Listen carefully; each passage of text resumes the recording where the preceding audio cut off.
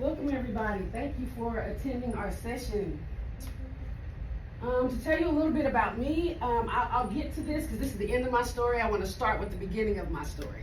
So I'm originally from Compton, California, and I grew up in the early 80s in California. I know you guys are familiar with that straight out Compton type thing. Okay. I had a really rough upbringing. I had a lot of abuse in my home. I had sexual abuse, physical abuse, emotional, verbal abuse, all those kinds of things. And by the time I was 12 years old, I had ran away from home 3 times. And by the time I was 14, I was pregnant. And I was pregnant with twin girls. I didn't know they were going to be twins at the time, but either way, that was a lot. And I started living on my own when I was 15 with my twin daughters. And I caught the bus back and forth to work. I dropped out of school because my mother said if you wanted to go to school, you wouldn't have gotten pregnant. So she didn't allow me to go back. I went on with my life. I started teaching pre-K at Drew Child Development Corporation in California. It's one of the largest child development centers there. I had faked everything. ID, license, transcript, everything. And I was able to work there for 4 years. And while I was there, a lady named Dr. Ruby Burgess from Little Rock, Arkansas came and she did a unit. Ruby girl. Just went to NBCDIC with her last week. And she said, hey, you're really bright. Have you ever thought about going to college? And for some reason, I told that lady the truth. And I said I didn't graduate high school. She didn't even blink. She was like, look, go ahead and call me if you get your GED. So I took the GED, I passed it, I called her. She said, all right, get your ACT. Well, nobody in my family even knew what that was. They didn't know what that was. So people at my job helped me figure it out. Took the ACT, I got a 21 on the ACT. She said, okay, well, I can get you a scholarship if you want to come to school at Philander Smith College. And I did. I wanted to give my daughters a better life than what I had. So I flew to Arkansas with $20 in my pocket. The people at my job raised the money for my plane ticket. And I just showed up in Arkansas straight out of Compton. And she took me under her wing. I went to Philander, I did well, I graduated with honors, I pledged the sorority, I was Pan-Hel president, I was Student Government Association president, I went on to Arkansas State University, I got my master's there, and I also, just this December, got my doctorate from Arkansas State University, and my mentor is here, Dr. Sala. She dragged me through that program, let's give her a hand. And I'm really proud of the person that I am today. So as of today, you heard my educational background, but I have 26 years with the Little Rock School District. I've taught from pre-K to 12th grade. I've published a memoir about my life. That's the book, I think I sent it up there. I put it somewhere, but if you want to check it out, it's on the back wall back there. I have my own health and wellness business, and I'm a proud graduate of Arkansas Universities. Now, let's get into the study. Arkansas State University. Well, I meant university systems, I'm sorry. I didn't mean to. I'm talking about it. I'm sorry. Okay, so anyway, you heard the name. So there was a gap in the existing research. Political polarization, if we have more time, I'd actually to discuss what that word means.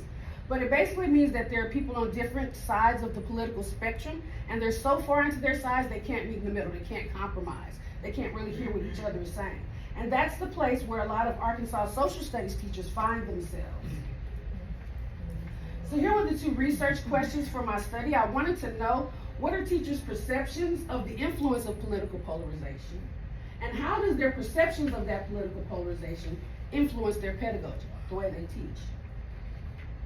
So the significance of the story is of the study is that middle school educators play a critical role in nurturing students' civic engagement and critical thinking. And if they feel that they are under pressure and are not able to deliver the best education, what does that mean for our civic literacy for children and for students?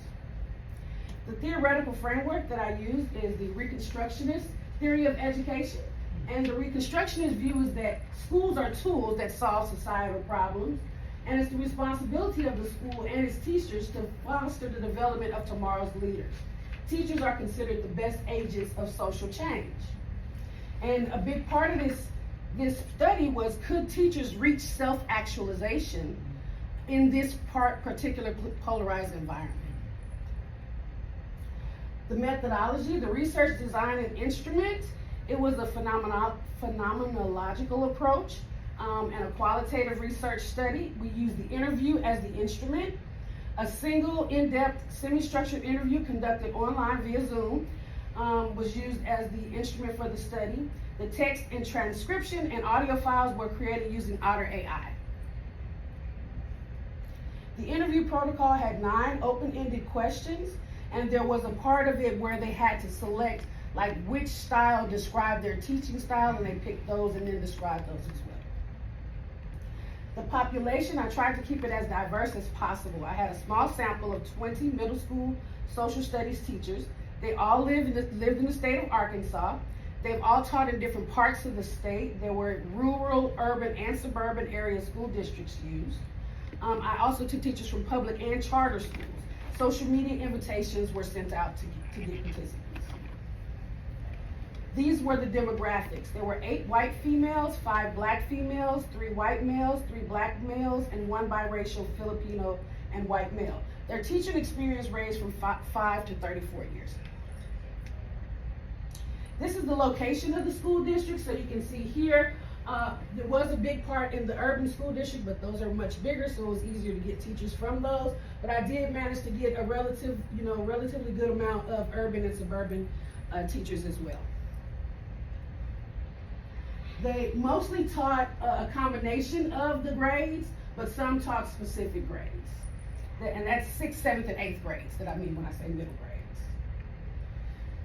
We already kind of talked about the data analysis. So here were the themes and sub-themes that came from analyzing the data. So the first theme was political polarization was found to be evident. And the sub-themes there were the student impact and future as an educator. That's what the teachers talked to me about. On our second research question, theme 2 came out. There were certain SCIs, which SCIs are sensitive and controversial issues that affected them in different ways. And these are the ones that they came up with that most affected them in times. And then the third one was their pedagogical actions, which were their responses to those sensitive and controversial issues. So here are the results. So under theme 1, political polarization was evident. 8 out of 10 of those teachers expressed that it was evident in their careers and that they felt like it was something that was pressuring them. And then their sub-theme of student impact, I asked them, how do you think this impacts your students? 100% of them, all the teachers expressed concern for their students being impacted by political polarization. They talked about social media, misinformation, family beliefs, inability to see both sides of an issue, all as barriers to understanding and engaging in civic discourse. For their sub-theme, future as an educator, I talked to them. So going through all of this, what does your future as an educator look like? And I had some really startling results here. There are 55% of those teachers who are staying in the social studies education space, but 45% of them are looking for something else. And I think that's just like heartbreaking. It makes me think what's going to go on with our system, our education system. So not all of them are leaving teaching, but they don't want to teach social studies anymore. They say it's just too controversial. Or they're looking for jobs in administration or counseling or just something that's not as scary to do. Okay? I don't know how much you guys know about Arkansas, but in Arkansas, they just passed the LEARNS Act. And part of that act was they took away the Teacher Fair Dismissal Act. So now you can be fired for no cause. And one thing a teacher said to me that just broke my heart, he says, I feel like I am one parent complaint away from being homeless. And I mean, just imagine that. Because one powerful parent can have you taken out the door. On theme 2, this is in response to research question 2. The polarizing SCIs of racial history and current events. They all express that these topics have always been polarizing, like the Civil War, the Age of Exploration, justice and policing. These things have always been kind of controversial, but they felt like there were enduring best practices and instructional frameworks put in place to where they could navigate through that and not feel like they were stepping on any toes. The sub-theme of LGBTQIA+ was actually cited with the most frequency as something that was scary for them to teach or scary for them to even engage in. They don't know how to navigate that space, and they don't feel like they have a lot of support or instruction on how to navigate that space. For one thing, they want to be true to the children and make sure that they honor them and their choices, but they also don't want to get in trouble with administration or parents. And since 2020, this was a sub-theme that came up a lot. the political and current events that have come up since then have really been a big deal for them to figure out how to navigate without being controversial. So most of our teachers describe that they taught with empathy and neutrality. Okay, so even though people are saying, "Oh, these teachers are trying to indoctrinate the kids," most of these almost all of these teachers saying they just try to teach with neutrality, give them the facts, let them discuss it, let the students figure it out, and then empathy. How would you feel if you were in this person's place? But almost all of them made direct statements of not putting their political views into anything that they're teaching. And 100% of them say that political polarization negatively impacts their students and their ability to have constructive academic discourse.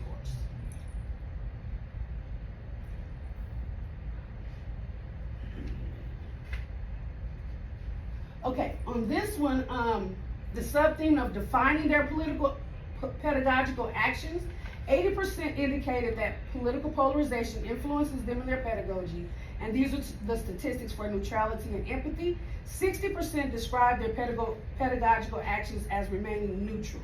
So those would be the people that say, there's good on both sides, there's bad on both sides.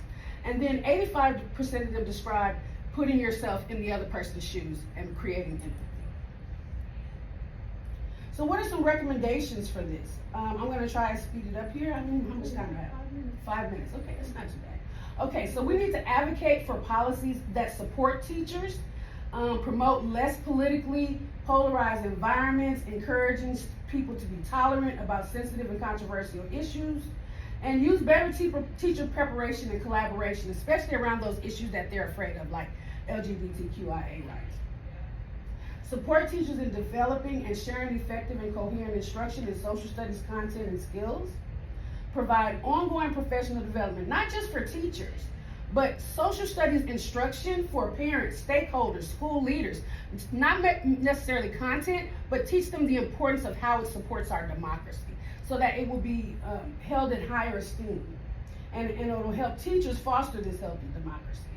Recognize and celebrate teachers' dedications and accomplishments. I think that's really important for school districts. They always put out, the kids' accomplishments, but go ahead and put your teachers out there too. Teachers are some of the hardworking people and they're very self-driven and they accomplish many things. Show the people out there, the stakeholders, that you are putting quality people in place. And use diverse professional development and public sessions to help raise awareness with the stakeholders about the essential role that social studies plays. Protect teachers from bias complaints and political pressures.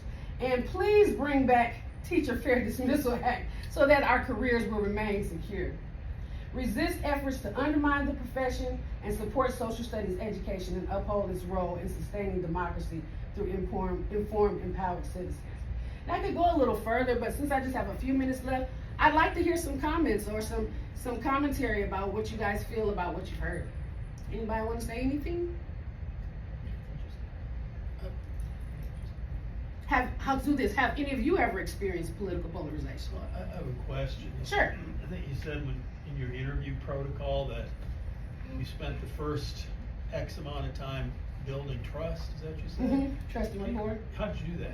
You just have a conversation with them. How many years have you been teaching? What's your favorite subject to teach? Tell me a story about the kids that you teach. What makes you happy being a teacher? Stuff like that. And they connect with you. And then I was a social studies teacher for many years, so I was able to talk with them on some of those types of subjects. Yeah. Related question. I can only imagine that probably 100% of your participants were to some degree guarded in their response to you because they didn't know you and therefore couldn't fully trust you. I would like for you to read my dissertation. Dr. Sala, were those teachers really brutally honest? Man, I wish I could read you some of the things that they said, but of course they're anonymous, and I made sure they knew that. Right. But they really were detailed in their experiences and what has happened to them and how they've interacted and navigated this space and about their fear. They were really honest about that. Some of them were very religious and afraid, about that, and some of them were virtual teachers who were just afraid of kids, period. They really talked to me about, I think they needed an outlet. No one had asked these teachers. Because they were able to be anonymous. Right. And their school districts were anonymous as well. And anonymity, when they here that their anonymity will be protected. Did you assign them pseudonyms? 'Cause Yes, one it of my was doc just, it was just students did- P17, yes, P3, yes. P5. She allowed them to choose their pseudonym Oh, no. for a really difficult dissertation topic to talk about, and choosing their own pseudonym, and ooh, did they? Honey, they let it out. Yeah, They she were had over honest. 80 hours of interviews with 36 participants. Yes. So I think they were very honest, and as I said, this addresses a gap in the research because no one had asked Arkansas middle school social studies teachers, hey, how do you feel about the environment that you're teaching in? So, Follow up and come and ask Louisiana teachers. oh yeah, let's see if I had time to go on, I would say, what are some other things you can study? And I said additional educational context. Sure. So I would definitely want to go over and do Your that. next But door. this particular topic, it can go into so many different places. You can look at it in the workplace. You can look at it in policing. You can look at it in government. I mean, you can talk about it in just about any. And just my final thoughts were just that yes, these teachers are being influenced by political polarization, and based on these conclusions, in the best interest of society, educational leaders and policymakers should consider policies and programs that better protect teachers from the influence of political polarization. Thank you. I have a question. In your implications, you talked about repealing the particular policy. Mhm. Did they even speak to if they would seek opportunities to engage groups in attempting to repeal the Yes, policy? one in particular, P4, all she talked about was the Learns Act. And she talked about, engaging with her community in her mosque. She's actually a Muslim American. Okay. In her mosque and getting people to stand up and talk about, doing some type of political movements. And right now in Arkansas, we have a pretty strong political movement. I think it's like 501 on the move that they've been protesting and, doing all those kinds of things. And we have a couple of people of color running for Congress and Senate as well. Very good. I think English teachers and social studies teachers right now are Yeah, scared are to really- teach. Really afraid to teach. Thank you all so much. Okay, thank you. Dr. Mitchell, our next, wait. No, I'm feeling air. Sorry. Oh.